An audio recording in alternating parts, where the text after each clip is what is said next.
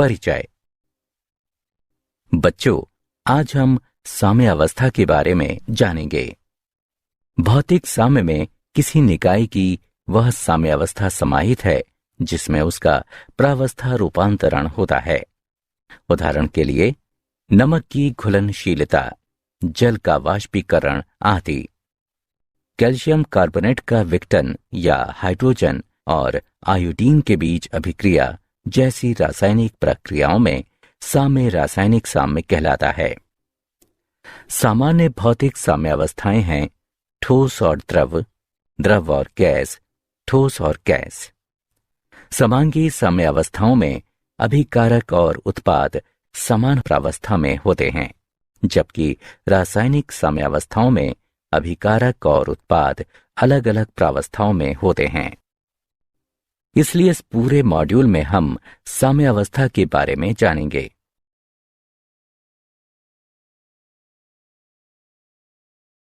उद्देश्य। इस पाठ के अंत में आप निम्न करने में सक्षम हो जाएंगे: भौतिक अवस्था में साम्यावस्था की व्याख्या करना, द्रवों में ठोस या गैसों की घुलनशीलता में साम्यावस्था की व्याख्या करना, रासायनिक साम्यावस्था की व्याख्या करना, रासायनिक साम्यावस्था का नियम व्यक्त करना, समांगी साम्यावस्थाओं की व्याख्या करना, विषमांगी साम्यावस्थाओं की व्याख्या करना, साम्यावस्था स्थिरांक के अनुप्रयोगों की चर्चा करना, साम्यावस्थाओं को प्रभावित करने वाले कारकों की चर्चा करना।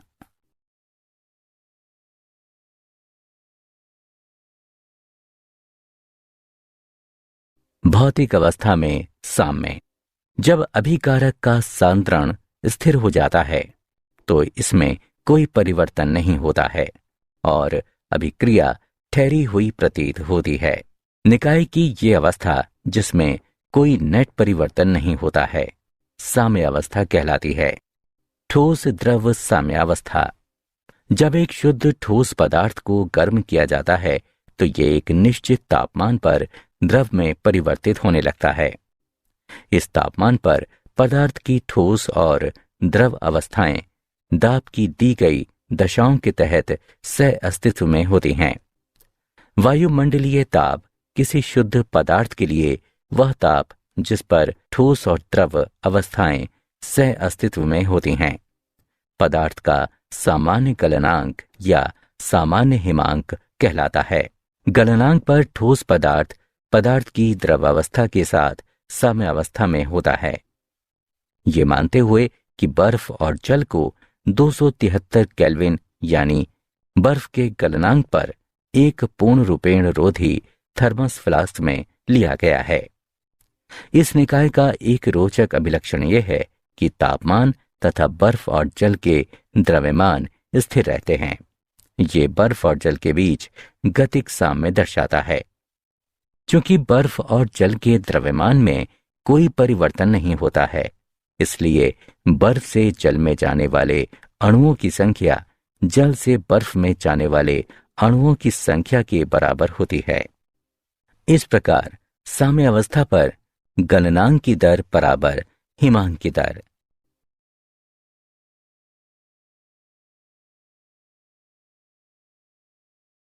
द्रव वाष्प साम्यावस्था।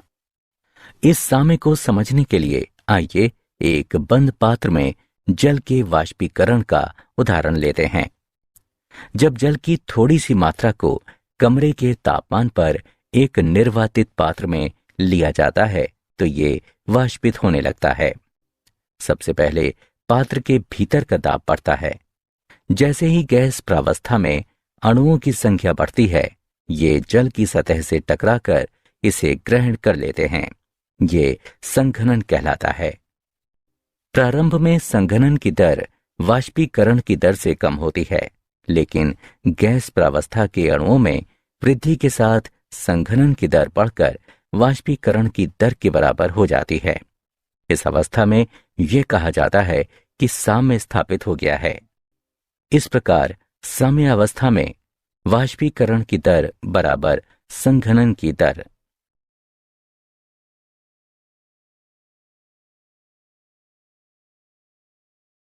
ठोस वाष्प साम्यावस्था। ठोस प्रावस्था से गैसीय प्रावस्था तक सीधे माध्यमिक द्रव प्रावस्था से होकर गुजरे बिना ही स्थानांतरण की प्रक्रिया ऊर्ध्वपातन कहलाती है। इसके विपरीत किसी गैस को सीधे ठोस में परिवर्तित करने की प्रक्रिया निक्षेपण कहलाती है। आइए शुष्क बर्फ का उदाहरण देखें।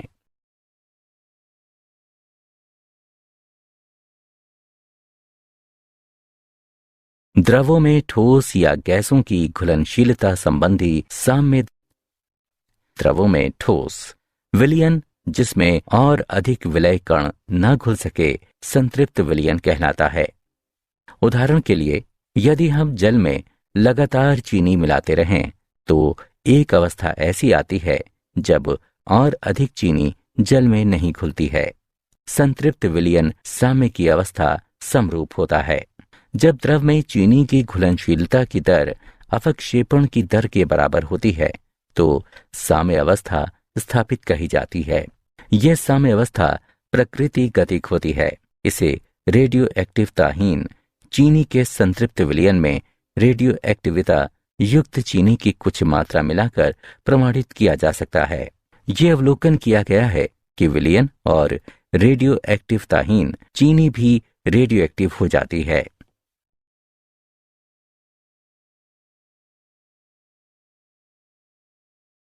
द्रवों में गैस से जब एक कोल्ड ड्रिंक की बोतल खोली जाती है तो उसमें घुली हुई कार्बन डाइऑक्साइड बहुत तेजी से बाहर निकलने लगती है।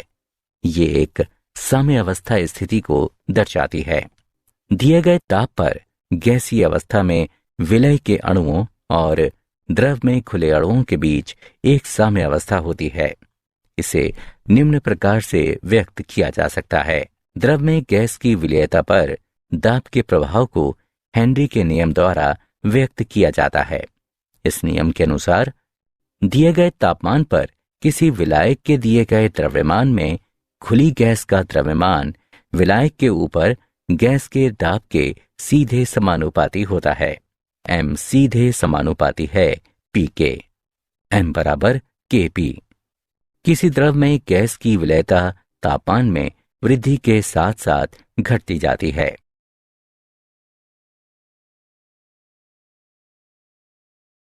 भौतिक प्रक्रम में शामिल साम्य अवस्था के सामान्य लक्षण। 1. साम्य अवस्था पर निकाय के मापने योग्य गुणधर्म स्थिर होते हैं। 2. साम्य अवस्था पर दो विपरीत प्रक्रमों के बीच गतिक संतुलन होता है। 3. केवल बंद निकाय में ही साम्य अवस्था प्राप्त की जा सकती है। 4. जब साम्य अवस्था प्राप्त हो जाती है तो साम्य अवस्था में शामिल पदार्थों की सांद्रता सहित एक व्यंजक मौजूद होता है जो दिए गए तापमान पर एक स्थिर मान पर पहुंचता है। 5.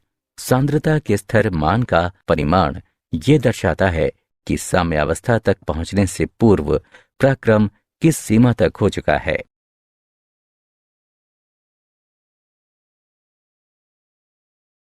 रासायनिक प्रक्रमों में साम्य अवस्था।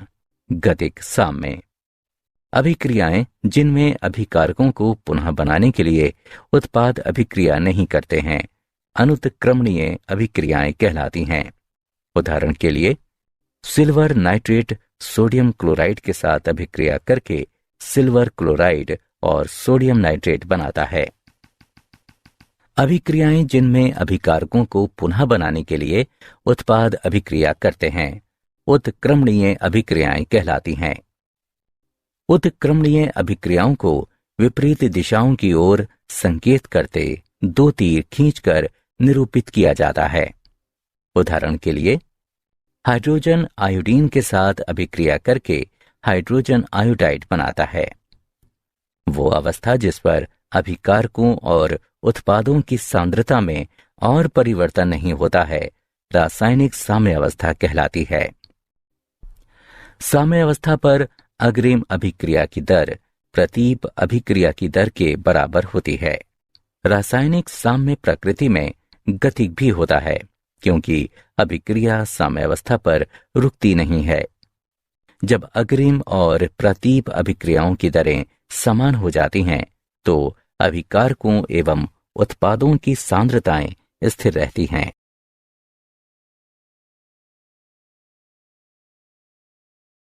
रासायनिक प्रक्रमों में साम्यावस्था, गतिक साम्य। आइए उदाहरण की सहायता से साम्यावस्था की व्याख्या करें। जब कैल्शियम कार्बोनेट को एक बंद निर्वातित पात्र में 1073 केल्विन तक गर्म किया जाता है तो ये कैल्शियम ऑक्साइड और कार्बन डाइऑक्साइड गैस उत्पन्न करने के लिए अपघटित होने लगता है। कार्बन डाइऑक्साइड दाब में वृद्धि करती है। दाब में वृद्धि लगातार होती है क्योंकि अभिक्रिया आगे बढ़ती रहती है और अंत में स्थिर हो जाती है और तब तक स्थिर रहती है जब तक तापमान स्थिर रहता है। ये प्रतीत होता है कि अभिक्रिया एक ठहराव पर आ गई है, हालांकि CaCO3 अभी भी उपस्थित रहता है। ये दर्शाता है कि निकाय ने साम्य अवस्था प्राप्त कर ली है।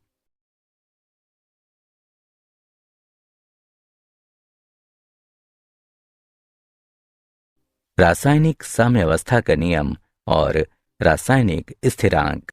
द्रव्य अनुपाती क्रिया के नियम के अनुसार स्थिर ताप पर किसी रासायनिक अभिक्रिया की दर अभिकारक अवयवों के आणविक सांद्रण के गुणनफल के सीधे अनुक्रमानुपाती होती है। साथ ही प्रत्येक सांद्रण पद की घात का मान रासायनिक समीकरण में उस अवयव के संख्यात्मक गुणांक के बराबर होता है। आइए एक साधारण उत्क्रमण अभिक्रिया पर विचार करें। अभिकारक A और B उत्पाद C और D बनाने के लिए अभिक्रिया करते हैं। साम्य मिश्रण में सांद्रताएं निम्न प्रकार से संबंधित हैं। इसे समीकरण 1 नाम दें।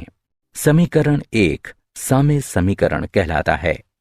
Kc साम्य स्थिरांक कहलाता है और पद साम्यावस्था स्थिरांक व्यंजक कहलाता है। निम्न प्रकार की सामान्य अभिक्रिया के लिए साम्यावस्था स्थिरांक के लिए व्यंजक को निम्न प्रकार से लिखा जा सकता है, जहां C इंगित करता है K को, अर्थात Kc को मोल प्रति लीटर की सांद्रताओं में व्यक्त किया जाता है।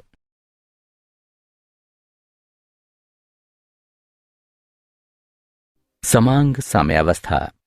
इस साम्यावस्था में अभिकारक और उत्पाद एक ही प्रावस्था में होते हैं। गैसीय निकाय में साम्यावस्था स्थिरांक। उन अभिक्रियाओं के लिए जिनमें अभिकारक और उत्पाद दोनों गैसीय अवस्था में होते हैं, साम्यावस्था स्थिरांक को आंशिक दाब के पदों में व्यक्त किया जाता है। इन अभिक्रियाओं के लिए साम्यावस्था स्थिरांक को Kp द्वारा दर्शाया जाता है। आदर्श गैस समीकरण है PV बराबर nRT, P बराबर N/V/RT, जहां P पास्कल में दाब, N गैस के मोलों की संख्या, Vm घन में आयतन है, T केल्विन में तापमान है और R बराबर 0.831 बार लीटर प्रति मोल केल्विन। N/V को मोल प्रति लीटर में सांद्रता C के रूप में और P को बार में व्यक्त किया जा सकता है, इसलिए P बराबर CRT। सामान्य अभिक्रिया के लिए Kp का मान है, जहां C Da और B के क्रमशः Pc, Pd, Pa, Pb आंशिक दाब है और इसे हल किया जा सकता है। Kp और Kc के बीच संबंध है Kp और Kc गुणा RT की घात डेल्टा N, जहां संतुलित रासायनिक समीकरण में डेल्टा N बराबर गैसीय उत्पादों के मोलों की संख्या, गैसीय अभिकारकों के मोलों की संख्या, दाब को बार में व्यक्त किया गया है।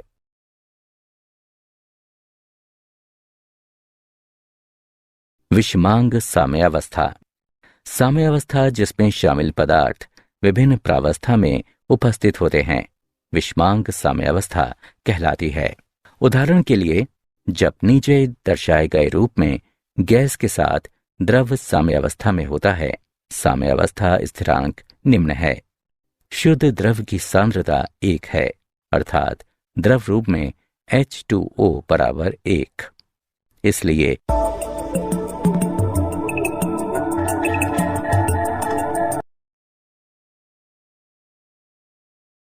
साम्यावस्था स्थिरांक के अनुप्रयोग।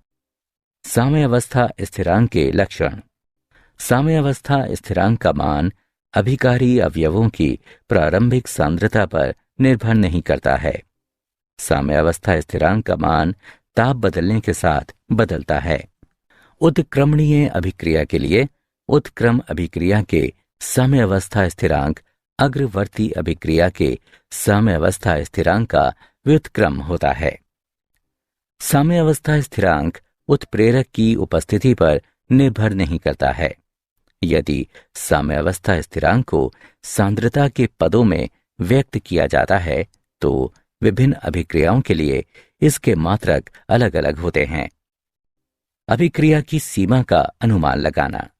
साम्यावस्था स्थिरांक का परिमाण हमें उस सीमा के बारे में बताता है जिसके लिए अभिकारकों को साम्यावस्था प्राप्त करने से पहले उत्पादों में रूपांतरित किया जाता है।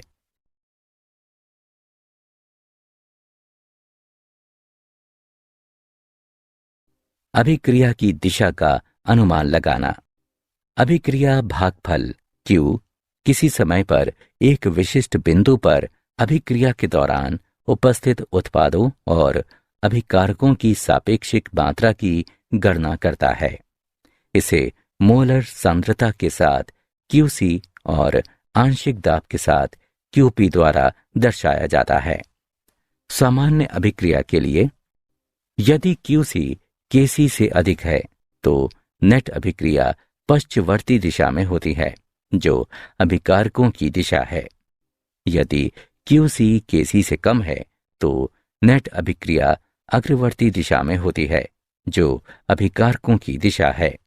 यदि QC बराबर KC तो अभिक्रिया साम्यावस्था में है, अर्थात नेट अभिक्रिया नहीं होती है।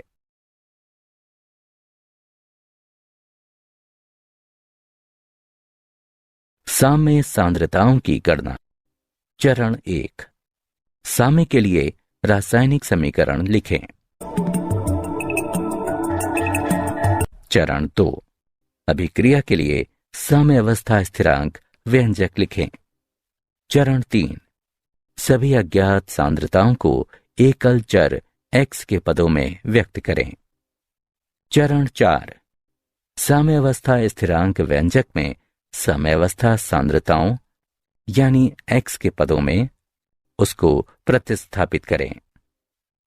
चरण 5। x के लिए समीकरण हल करें। चरण 6। साम्यावस्था सांद्रताओं की गणना के लिए चरण 3 के व्यंजकों में x के लिए प्राप्त किए गए मान प्रतिस्थापित करें।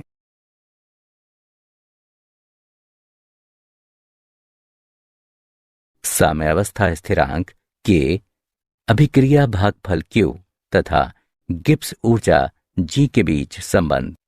विशिष्ट निर्धारित दशाओं में निकाय से स्वतंत्र रूप से उपलब्ध ऊर्जा जिसे उपयोगी कार्य में लगाया जा सकता है गिब्स ऊर्जा कहलाती है। संबंध है, इसे समीकरण 1 के रूप में नाम दें जहां ये मानक गिब्स ऊर्जा दर्शाती है। हम जानते हैं कि साम्यावस्था पर Q बराबर K और डेल्टा G बराबर 0 समीकरण 1 से पुनर्व्यवस्थित करने पर प्राप्त होता है।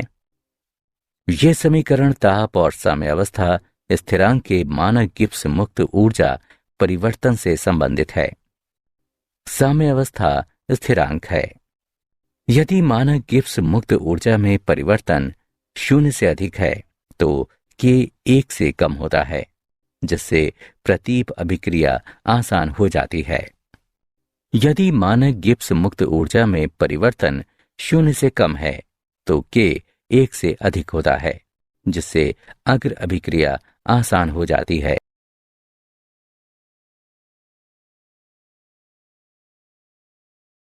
साम्यावस्था को प्रभावित करने वाले कारक सांद्रण, ताप, दाब जैसे प्राचलों के प्रभाव का अध्ययन ला शातिलिय सिद्धांत की मदद से किया जा सकता है। इसके अनुसार यदि एक निकाय साम्यावस्था में सांद्रण, दाब या ताप में परिवर्तन के अधीन है तो साम्यावस्था उस दिशा में अग्रसर होती है जिस दिशा में परिवर्तन का प्रभाव समाप्त हो जाए। सांद्रता परिवर्तन का प्रभाव। ला शातिलिय सिद्धांत के अनुसार जब साम्यावस्था वाले निकाय में अवयव की सांद्रता बढ़ जाती है तो साम्य स्थानांतरित हो जाएगा जिससे मिलाए गए पदार्थ का उपयोग हो सके।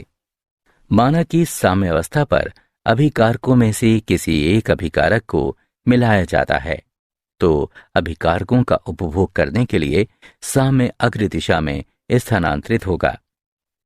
दूसरी तरफ यदि उत्पादों में से किसी एक उत्पाद को मिलाया जाता है तो उत्पादों का उपभोग करने के लिए साम्य उत्क्रम दिशा में स्थानांतरित होगा।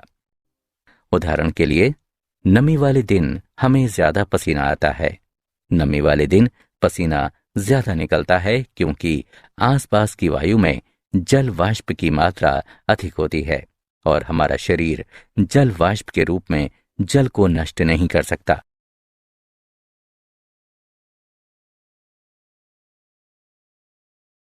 साम्यावस्था को प्रभावित करने वाले कारक। दाब परिवर्तन का प्रभाव। ला शातिलिय सिद्धांत के अनुसार वाह्य दाब में वृद्धि साम्यावस्था को इस प्रकार से प्रभावित करेगी कि दाब कम हो जाए। इसका अर्थ है कि साम्य उस दिशा की ओर स्थानांतरित होगा जिस तरफ गैसीय पदार्थों के मोलों की संख्या सबसे कम है। उदाहरण के लिए, यदि हम दाब में वृद्धि करते हैं तो निकाय द्वारा घेरा गया आयतन घट जाता है और प्रति इकाई मोलों की संख्या बढ़ जाती है।